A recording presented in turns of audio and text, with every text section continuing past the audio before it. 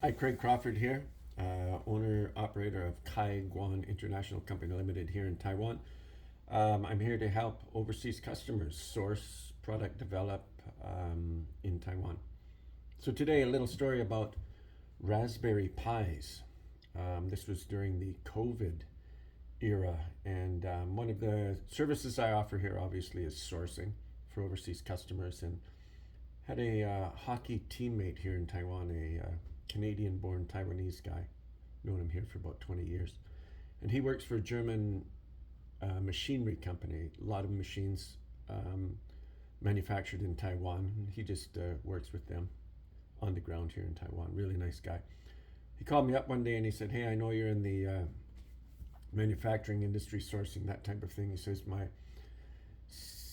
a relation of his through marriage is involved in a 3D printing company in California. And the driver for these 3D printers was the Raspberry Pi computer module that they call it a COM, I believe, computer on module.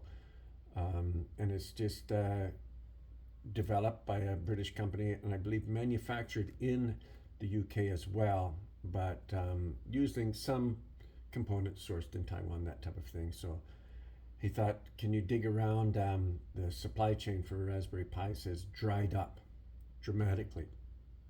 So I said, okay, let me see what I can do. And actually, it didn't take too long. I've been here for almost 25 years, so I have friends spanning all industries here. So I made a few phone calls and sent out a few texts. And the gist of it was that during COVID, of course, supply chains got really strained because people weren't allowed to go to work and that type of thing. So what happened with the Raspberry Pis is that they were in what they called the gray market. So people were hanging on to these things and driving the prices up. And so they needed about 1,000 initially to keep their manufacturing going. The 3D printing company based in the United States and Canada, they had two offices and they worked remotely and did all of their work together. They manufactured in Guangzhou, of course, a lot of people do that. And they were getting their Raspberry Pis from somebody there that had access to the supply chain for Raspberry Pis, but they couldn't find any. So originally the cost for a Raspberry Pi COM was about 40 US dollars, and this is just roughly. During this COVID time, they ramped up to about $400. So that was untenable for them. They couldn't do that.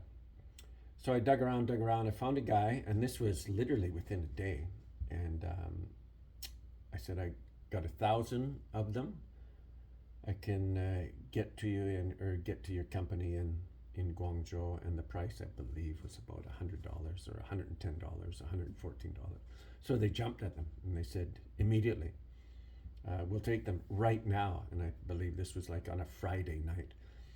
And I said, well, we need to wait until the weekend or till next week, because running a trading company, I get the money first before I put the money out to purchase goods, especially for customers that I don't know.